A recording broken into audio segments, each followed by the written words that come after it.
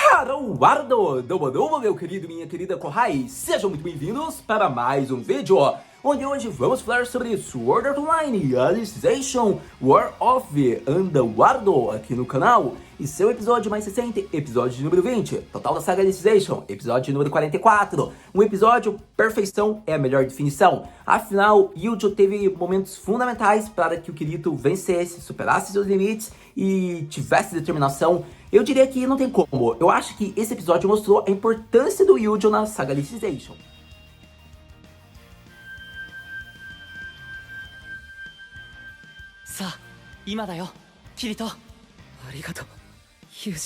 Não sei esse episódio. Se vocês acompanham o canal, vocês sabem a relevância que o Yujo tem, e não é só por ser meu personagem favorito. Realmente, ele é fundamental para que o Kirito consiga andar para frente. Isso é a definição dessa relação com o Yujo e com o Kirito. É uma amizade profunda, uma amizade que faz com que o Kirito tenha forças. Então eu acho muito bonito essa parte, por conta de que esse episódio mostrou. Se o Yujo não estivesse lá, seria o fim do Kirito. Me desculpa, o Kirito tem aquela pose que ele gosta, mas o Alicization é uma das minhas sagas favoritas também por conta disso, por mostrar um pouco o lado humano do Kirito. Seja pela novel, seja pela adaptação, seja por outros meios envolvidos a saga Alicization, eu diria que é muito profundo isso. Eu acho que esse episódio ele se torna muito profundo para alguém que consome isso, como eu. Por conta de que não tem como ler a novel, jogo jogos DCO, eu assisto a adaptação, então ter visto cada ambiente, cada cena, cada personagem, isso aquece meu coração de alguma maneira, porque ele teve relevância de alguma maneira, de algum propósito na franquia SO. E não tem como, eu acho que é alvo de elogios, é alvo de destaque a forma como foi feito esse episódio, porque mostrou muito que o Yujo é MVP, mostrou o Kirito na aura Super Saiyajin, tendo o apoio de todos os seus companheiros, a cena final mostrando a Asuna dizendo 2 anos você passou sem mim, mas 200 não vai rolar, meu querido, foi perfeito. Então eu quero que vocês tenham noção que ele é um episódio profundo, emocionante, incrível, ele é arrepiante, porque soundtrack perfeita, efeitos especiais, era o que eu esperava, porque é a batalha de boss final. Então eu acho que a gente foca no enredo, eu acho que era isso que a gente esperava, algo que fosse dar uma hype, algo que me saciasse, e esse episódio conseguiu, por conta que semana anterior eu falei, eu senti falta de vários aspectos que eu esperava para o episódio anterior, mas como no contexto da saga Alicization era apenas uma batalha de preparação, dava para compreender alguns pontos. E acontece que dava pra compreender, era uma batalha de preparação pra batalha contra o boss final. Querendo ou não, o Bactar Gabriel, ele representa a encarnação do mal que é a humanidade. E do lado contrário, temos o Kirito que mostrava um humano que tinha o apoio de seus companheiros. Então, por mais que o Kirito tenha fama, o hack usa o Kirito usa o hack, a saga Alicization mostra que não é bem assim. Tem momentos que o Kirito mostra realmente, caraca, Kirito, foi meio forçadinho. Mas no contexto da saga Alicization, você percebe que muitos fatos que o Kirito proporciona, que são milagrosos, são de forma natural. E isso é legal, porque eu acho que essa saga, mais do que tudo, mostra que o Kirito tá no modo Kirigod, Kirito modo Perfect, graças ao Yujo, graças a um companheiro, graças ao ano que ele passou lá, aos 2 anos, vários meses. Então eu acho que é legal ver o Kirito em todo o seu auge, mas devido à força dos seus companheiros, a sua determinação que é motivada graças a quem ele conheceu ali. Então eu acho que é por isso que tem um lugarzinho muito especial no meu coração. Então sério, não tem como, esse episódio mostra isso de fato. Eu acho que é interessante já ressaltar de início isso. Mas, para todo caso, ainda voltando em torno do Yujo, eu diria que é alvo de destaque tudo que ele fez, por conta de que foram 3 momentos apenas nesse episódio que o Yujo ajudou o Kirito, pra você ter ideia. E pra ser 3 momentos numa batalha que era pra durar 10 minutos, você vê que não é pouca coisa. Primeiro momento, quando o Kirito começa a esquecer o seu propósito, Yujo está lá pra falar: eu tô aqui, não acho que você vai conseguir manipular ele não. Ele diz: você é Kirito, o Kenshi. Então, quando ele diz, eu sou Kirito, o espadachim, foi graças ao Yujo. Segundo momento, quando o Kirito começa a se culpar, a se remoer, remetendo a um Kirito muito do início da jornada, Kirito de Aincrato, quando ele acreditava que não tem empatia, quando ele vê que tem companheiros que iriam sofrer devido à sua permanência no mundo de Underworld por mais de 200 anos, queria afetar o seu Fractorite e possivelmente ele não pudesse se manter vivo. Ele pensa que ele não consegue pensar nesses sentimentos dessas pessoas por conta de que ele não quer sair de Underworld, ele quer viver num mundo que supera Aincrato e ele finalmente encontrou esse mundo. São propósitos do Kirito do início de uma jornada, e quando o Yujo manda o Kirito para o espaço-tempo do laço da relação deles, é interessante, é emocionante, porque aquela lágrima do Kirito, eu diria que o fato do Yujo falando que ele não está tá ali, ele não quer ficar ali por esse tipo de objetivo, e sim porque ele amou aquele local pelas pessoas que ele conheceu, pelas pessoas que ele tem um carinho. Então quando o Eugeo fala isso, remete a todas as lembranças que aconteceu em Underwater, a todos os laços que o Kirito teve, a todos os sentimentos, sejam tristes, sejam felizes. Então é bonito, porque o Kirito não tem mais aquele objetivo que ele tinha desde o início de uma jornada. Então quando o Eugeo mostra tudo isso pro Kirito, fica bacana, porque assim o Kirito consegue recobrar mais a consciência dele e consegue ficar preparado pra batalha. Porque assim ele mostra o que significa o Gabriero e o que é o Kirito. Então foi muito interessante isso. E o terceiro momento é o momento que o Kirito finaliza o Gabriero, né? Por conta que o Kirito perde um braço. Como que ele iria desferir o golpe final com a Blue Rose? Não rolou. Quem aparece? Isso mesmo, Eugeo, utilizando-se dos fragmentos de memória, segura sua espada, assim ele retém o ataque do Gabriero até que o Kirito agradece ele e assim ele finaliza. Então não tem como. A batalha, a saga Alicization mostra que não é só o Kirito. Tem vários personagens incríveis. Berikuri, que derrotou o Gabriero na contra de Bekutar, Erdrick, que fez sacrifícios emocionantes, própria Caridinaro, própria Administreta, que fez com que o Kirito tivesse uma força de vontade imensa, você vai entender logo logo. Então não tem como, cada personagem teve sua importância e o Eugeo tá no topo desses porque ele ajudou o Kirito a voltar a ter, digamos, suas memórias, ao Kirito amadurecer, ao Kirito poder andar pela frente agora por completo. Então é interessante porque não foi uma batalha que apenas o Kirito venceu, e sim a humanidade, e sim Kirito e Eugeo. Eu acho que é a melhor definição porque Kirito não lutou sozinho, ele lutou com a determinação de seus companheiros e ao lado de seu grande amigo, seu melhor amigo, Eugeo. Então, sério, eu acho que assim é a melhor forma de começar a falar parte por parte do episódio, porque foi perfeito tudo que foi apresentado. Mas então, eu diria que alguns pontos, só para deixar logo de início, foi a asa do Kirito, algo interessante que eu já quero deixar destacado, por conta de que eu acho que é fanservice, por conta da saga Arrow, para mostrar como seria o Kirito naquele traje.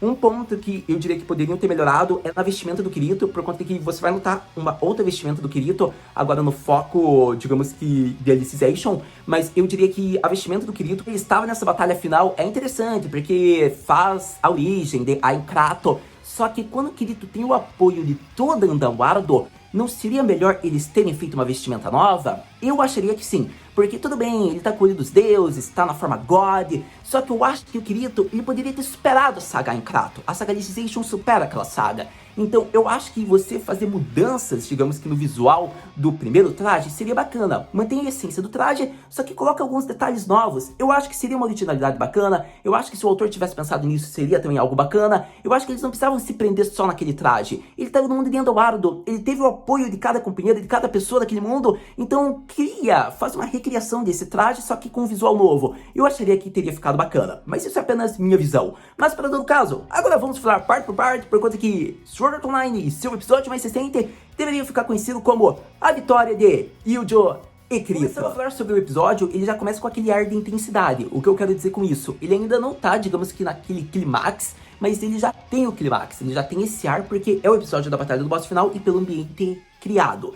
Então com isso, Arisu fica feliz em ver Kirito e mais ainda por conta de que ele consegue salvar tanto Takiguri como a Mayuri. Nós vemos que os dragões, eles rejuvenescem modos, eles renascem e voltam à situação de quando eles eram bebezinhos ainda que tem que sair do ovo. Então foi interessante isso por conta de que eles sobreviveram, eles não vão ser mortos. Então Arisu agradece isso do Kirito ter feito e assim a Asuna já leva ela lá para o altar do fim do mundo, o Oro do Endo Artara, e vemos que ela utiliza-se de uma restrição da sua conta ainda e ela consegue ir andando mesmo fatigada, exausta da pressão que ela utilizou no seu Fractoraito. É interessante isso porque é estimado 5 minutos, né, para elas chegarem até lá pela escadaria que foi recriada, e vemos que o Kirito vai ter que ganhar esse tempo. Então é interessante porque foi mostrado essa caminhada delas e a gente vê que assim vai começar a batalha entre um God contra um Demon. Então é interessante porque Kirito já começa com aquele bom humor dele, convicto, determinado, que vai derrotar Bekutar. Porém é mostrado que Gabriero tem uma essência e mentalidade muito mais forte que Kirito no início da batalha e por isso o protagonista foi pressionado.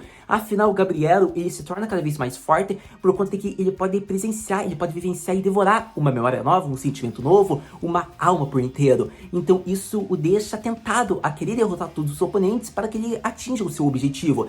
Então vemos que ele representa o mal em encarnação, por conta de que ele não consegue compreender sentimentos de pessoas conforme Yujo mostra. Ele é uma pessoa que teme esse tipo de sentimento, e por temer esse tipo de sentimento, ele deseja devorar para si, para que ele se sinta seguro e vivencie o prazer que aquela pessoa vivenciou, porque é um sentimento que ele não consegue vivenciar, mas através das memórias da pessoa, ele sente isso. Então é interessante porque a essência vazia do Gabriel é o que fez forte, conforme foi mostrado nesse episódio, conforme foi mostrado o passado dele por cursos anteriores. Então acho que tudo, ele iria devorar Kirito e tudo que ele quisesse ali. Só que vemos que nesse momento, graças às palavras de Yujo, Kirito vai entrando no modo Perfect God, ou seja, utilizando-se de suas técnicas da Rear Laser Recollection, ele consegue fazer um céu repleto de estrelas, um céu escuro, remete ao título da espada dele, Sky Knight Sword. Sim, a gente lembra da espada do Kirito, que é o broto da Giga Cedo, que absorve tudo que puder. Então, utilizando-se dessa técnica em Underwater por inteira, ele consegue utilizar-se de recursos de artes sagradas, digamos que da vitalidade, do vigor, dos sentimentos das pessoas,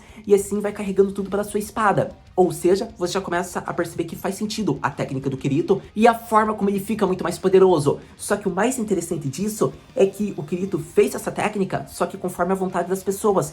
Todas olham para o céu, todas têm sentimentos, e é interessante porque a gente vê que todos desejam enviar as suas últimas forças para o jovem que está lutando. Então é interessante isso porque eu quero que você perceba que teve várias cenas bacanas conforme foi mostrada a técnica sendo mostrada. A gente vê a cena do Rendry e da Chiese, foi uma cena muito bonita, a filosofia, as falas do nosso querido Seigo Kinshi. Porém, o que eu vou exaltar mesmo é a cena de mãos dadas, e sim, eu sei que é errado, não é o foco, mas não tem como, foi confirmado mais uma vez isso. Eu vou deixar escancarado porque tá sendo mostrado, eles são um casal. Tem muitos que podem pensar, ah, Haru, mas então por que a Ronin não virou parte de algum casal? Porque ela é membro do harém do Kirito já, meu querido, entenda por isso. E acontece que a Chise não, ela tinha uma paixão, só que vemos o que aconteceu. Já que o Rendry tá sendo mostrado, tá sendo focado. Pode ser o coração de um chupador? Pode ser, mas fica mais do que na cara. Se ele tá de mão dada com ela, não tem outro motivo. É porque ele se sente seguro, ela se sente próxima dele. Senão, todos poderiam estar de mão dada. Desde a Arina, da Roni, daí da Roni pra Chiese, e daí da Chiese por Rendry. E não, foi dupla separada. Você vê que a Arina tá segurando a Roni, e você vê que o Rendry tá de mão dada com a Chiese. Então não tem como. Me desculpa, mas eu acho que é cena de chip sim. Mas, para todo caso, a gente vê que é a primeira cena que eu queria destacar. Depois a gente vai para outra cena. Chega a ser interessante porque eu acredito que foi a alegria do Seiyu do Kirito, meu querido Matsuoka-san, por conta de que pela primeira vez, Aris confessa o seu amor para outra pessoa que não foi o Kirito, por conta de que o Kirito não viu, né, no momento. Mas é interessante isso, porque eu quero que você pense, querendo ou não, tudo bem, a Shirika é uma amiga próxima, mas eu quero que você tenha noção, Aris sempre guardou esse sentimento para si. Então quando ela fala pela primeira vez, olhando tudo, porque é uma wife importante da primeira saga de Sword Art Online, é uma waifu que foi de suma importância para que os players japoneses chegassem em Underwater e contessem um pouco do ataque dos invasores. Então eu quero que você perceba que não tem como Aris arrasou nessa fala. Tudo bem, não foi para uma waifu de impacto como a Shinon, como a Rifa, não foi para as waifus tier list, Asuna, Arisu, mas não tem como, foi a declaração da Aris, e Aris tem um público grande, então eu acho que é importante ressaltar isso. Então, devido a todas essas cenas que são mostradas, vemos que está sendo feito a força de cada um sendo enviada para a espada do Kirito, e assim a gente vai vendo que cada ambiente é mostrado em Sword Art Online desde o primeiro core, porque assim foi a força dele. Era, digamos que o desejo dos habitantes sendo enviado para o Kirito. Então foi isso que eu gostei. Daí muitos podem pensar, ah, Haru, mas como assim? Não fica meio forçado? Não fica. Fica por conta de que foi o que eu falei. Relembre da habilidade da Sky Knight Sword, que é o Boruto da Giga Cedro. Então, seja por vontade própria, como indiretamente, o Kirito está recebendo essa energia do povo de Underwater. E através disso, a gente vê que o Kirito entra no modo God Perfect. E assim, a gente vai falar da conclusão da batalha.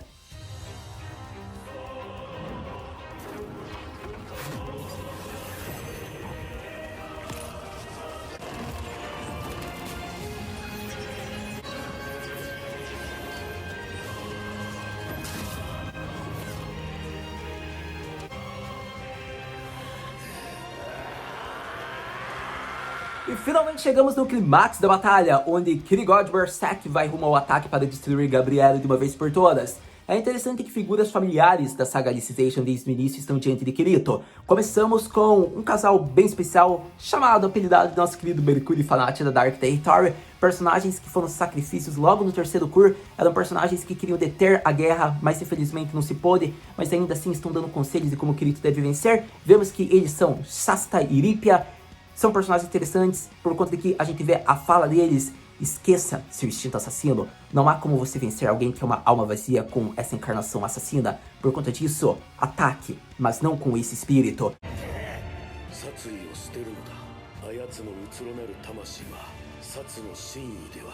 Vemos que depois disso, vai para nosso grande Mercúrio-sama Mito, casa comigo, por conta de que ele foi incrível. Pra você ter ideia, ele só disse pro Kirito: Otsuke Shonen, você só tem o peso de Andawaro inteira nessa espada. Eu sei que você consegue, afinal você treinou quem me derrotou, Yujo. Então é interessante porque assim a gente conclui com a deusa de Sword Art Online, que é do Ministreta, mas tinha patamar de deusa. Nossa.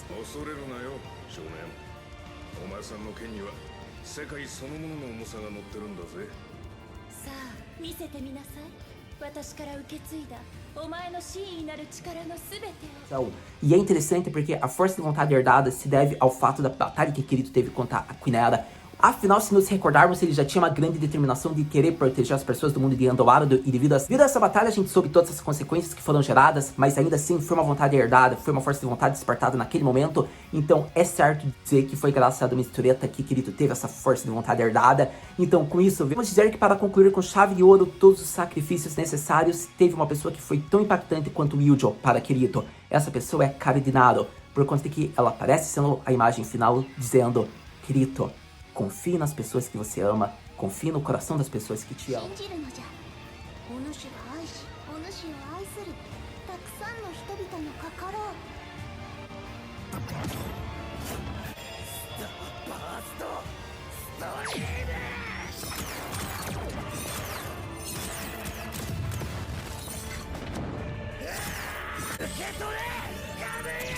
Sim, Kirito tem a força, o conselho de todas essas pessoas que foram importantes em algum momento desse jogo, que foram importantes nessa rumo da guerra, essa saga. E assim, Kirito tem a determinação de todos eles. Olha para Yujo, que conteve o ataque do Gabriel, por conta que Kirito havia perdido o braço quando ele utilizou-se da Blue Rose. E a gente vê que naquele momento, quando o Gabriel poderia ter pego a Blue Rose, quem aparece é Yujo na silhueta portando da espada. E assim, ele contém o ataque final e só fala: Sa! Vamos, Kirito, finalize logo. Assim, Kirito agradece o Yujo e assim ele finaliza com chave de ouro Gabriel, gerando uma cena muito épica. E nosso amado Kirito finalmente derrotou essa batalha. Vemos que, infelizmente, já foi feita a despedida com o Yujo, né? Sempre estará em nossos corações. Vemos que, assim, o dia meio que amanhece, mostrando que já se passou, finalmente, essa situação tribulada, essa situação drástica, digamos que tudo que ocorreu, os sacrifícios, todo esse ambiente terrível, finalmente a luz volta. E assim, Kirito chega no World Endor, tá? E lá ele vê, né, que tipo, a Asuna e a Arisu não estão lá, e ele pensa: Yokata, vocês duas conseguiram deslogar. E é interessante isso, por conta de que o Kirito já pensa que a Arisu vai ter uma árdua batalha, mas ele deseja sorte para ela. Só que também, ao mesmo modo, ele pensa: Asuna, Shino, Riva, minna.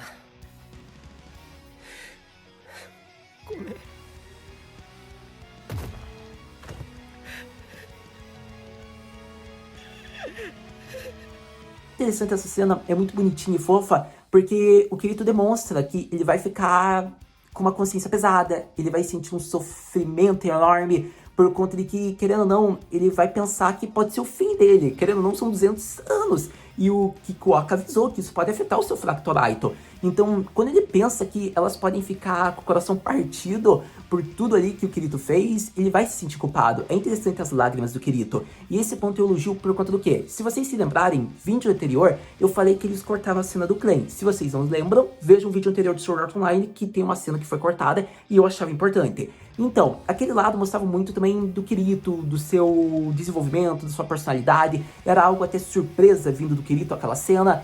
Então, quando eles cortaram, eu fiquei chateado ao mesmo modo que eu compreendia. Só que esse episódio, eles foram muito melhor, porque eles captaram uma essência e deixaram de um jeito fiel à personalidade do Kirito do anime. O que eu quero dizer com isso? Na novel você tem um Kirito mais explorado, mais vasto, mais desenvolvido, e no anime você tem algo mais centrado na personalidade que você já conhece dele, e você vê que tem referências ainda à novel. Então eu acho que eles arrasaram nessa parte, porque as lágrimas do Kirito representavam um pouco de sua fragilidade, ao modo que, pra quem conhece só o anime, vê a figura do Kirito, que é aquela figura milagrosa, mas tem muito conceito mudado na saga Alicization, é interessante. E quando a Asuna surge ali, eu acho que é interessante porque mostra que mesmo o Yujo estando só no coração do Kirito, a pessoa que ele tanto ama e a pessoa que tanto ama também o Kirito está ali. Eu acho que é interessante a chegada da Asuna porque é pra consolar e enxugar as lágrimas do Kirito. É interessante porque ela sempre vai estar ao lado, ouvindo tudo do Kirito, tentando ajudá-lo de todas as maneiras, porque ela é a pessoa que mais compreende e tenta entender o Kirito.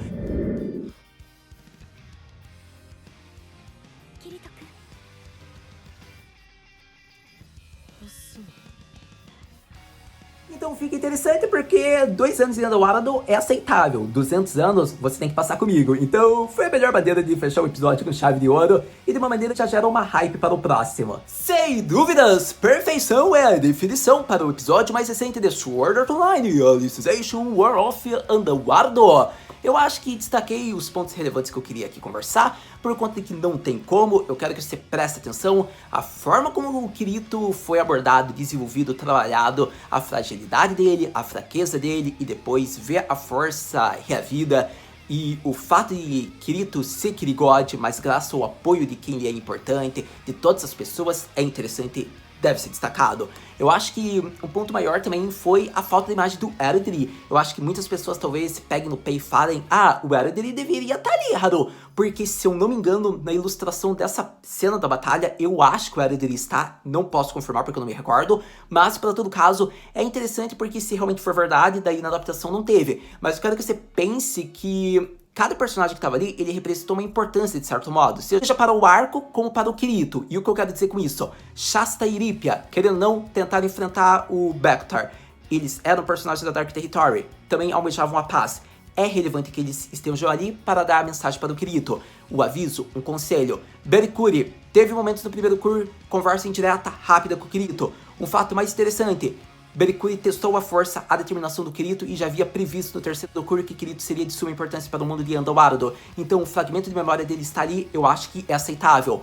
Administreta também é aceitável, querendo ou não, foi a grande antagonista do primeiro Kur, então acho mais do que justo ela estar naquele momento ali, dando conselhos, avisos, querendo ver o que Kirito poderia criar, ainda mais sobre o mundo que ela cuidava. Então eu acho que cada personagem ali, ainda mais a Kari de Naru também, que teve uma importância enorme para que o Kirito conhecesse os heranças do armamento, as técnicas, eu acho que é justo. E daí muitos pensam: ah, tá bom, mas o Eridri também teve importância, Haru. Mas se você for ver, a relação do Eridri e do Kirito não era muito bem assim feita. Porque, no máximo, vamos usar palavras rivais, mesmo não sendo. Era mais isso para não usar palavras inimigos. Você sabe os sentimentos que o Eridri tinha pelo Kirito, então você vai e me coloca na adaptação do anime, mesmo que seja algo fiel, isso, querendo ou não, o Eridri não esperava nada do Kirito. Então, eu não acho justo também colocar o Eridri ali. Tudo bem, teve na novel, mas dane-se, o anime não precisa colocar isso. Eles podem fazer essa originalidade que não tem problema. O máximo que o Eridri poderia ter aparecido era para falar, para proteger o futuro da Arisu-sama, ou algo assim.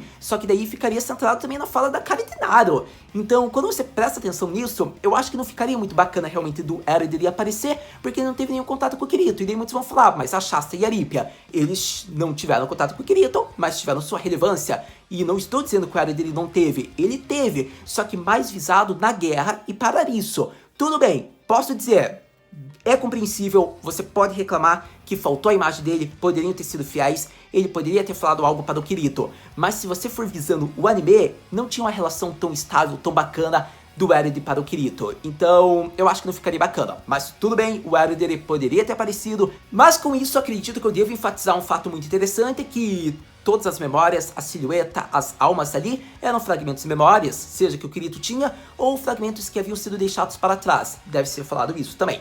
Pronto, no caso, a gente vê que essa parte foi feita, então que eu queria concluir aqui minha impressão, por conta que o ponto principal era do Eridri, e daí eu me envolvi e falei mais ainda do Shasta, mas para todo caso, eu acho que eu quero deixar bem claro mais uma vez, porque senão muita gente vai achar que eu não ligava pelo Erdry. Vocês sabem, eu sou uma pessoa que gosta que seja fiel à adaptação, mas para esse caso eu não vejo problema no ter tido o Erdry ali. Porém, eu quero exaltar, se eles tivessem colocado, não havia problema nenhum, por conta de que a mudança do Erdry para o Kirito poderia acontecer. Mas ainda assim, agora falando sobre o Amayori e o Takiguri, eu acho que é interessante ressaltar que provavelmente eles serão dragões que vão ficar sob a responsabilidade de Kirito e Asuna nesses 200 anos. Eu acredito que isso vai acontecer, tendo em vista que logo logo eles eclodem, crescem, não é mesmo? Então, eles vão ficar sob a supervisão. Eu diria que o Amayori deveria ficar com o Kirito, por conta de que era o Dragon da Arisu. E pela relação que a Arisu teve, né, cuidando do Kirito, eu acho que era mais do que justo que o Amayori tivesse sentimentos pelo Kirito e ficasse com ele. Mas não dá pra saber, não é mesmo? Pode ser que o Takiguri fique, mas eu queria que o Takiguri daí ficasse com a Asuna. Mas é minha opinião, não é mesmo? E eu acho que é interessante, já que a gente tá chegando no final aqui, na conclusão, eu acho que muitas pessoas já vão pensar, caraca, o Kirito ficou 200 anos, o que vai acontecer com ele, Haru?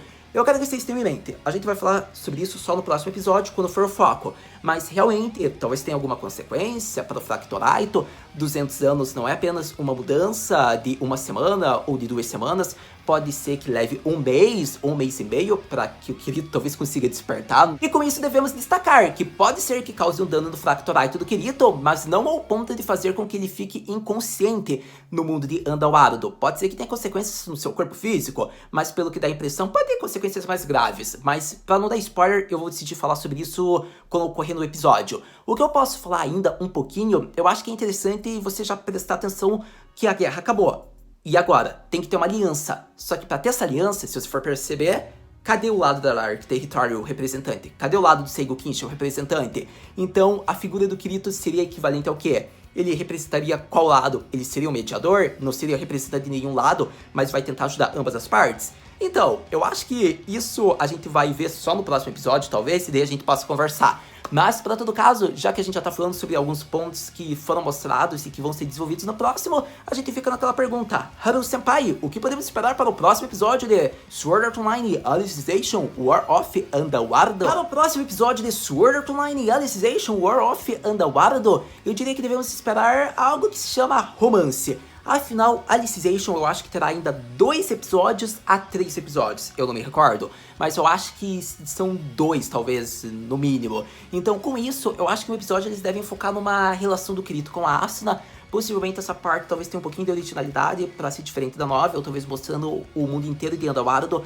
como a paz vai ocorrer naquele mundo, a figura mostrando a importância do Kirito ali para essa situação atual. Então eu acho que isso pode acontecer, por conta de que é algo que não é da novel 18, mas eu acho que eles podem pegar ainda das futuras novels que ainda abordam Alicization, então eu acho que isso vai acontecer, mas para que isso aconteça seria interessante, mas ainda assim vai ficar diferente, vai ser originalidade, só vai mostrar em partes, então não dá pra saber muito o que vai acontecer. Pode ser que eles peguem e façam passagem de semanas e assim mostre só o lado da Orshan Tataru, da Arisu e de companhia, e depois vão pro Kirito. Mas eu acho que pela cena final ter sido mostrado o Asuna e o Kirito, o próximo episódio deve ser focado neles e no romance, e assim um pouco de como eles vão fazer, né, digamos que resolver essa questão dos 200 anos. Não dá pra saber bem ainda como vai ser, mas eu torço pra que tenha um romancezinho bacana, tem uma situação legal ali no mundo de Underworld, mostrando Rony, Chiese, mostrando os Seigo Kinshis restantes, quem sabe futuro Seigo Kinshi. Então tem muita coisa pro próximo episódio que vai ser parte por parte, eu acredito. Então isso aqui que eu tô falando pode ser que acabe nem sendo mostrado no próximo, mas como eu tô desconfiado ainda que possa ser mostrado, eu já tô adiantando um pouco. Mas uma coisa é certa, o próximo episódio sendo lançado e eu assistindo, a gente vem aqui conversar. Muito obrigado por ter visto esse vídeo até aqui. Nos vemos no próximo vídeo. No próximo vídeo de Sodo Matunrai Alicization War of Underworld Mata na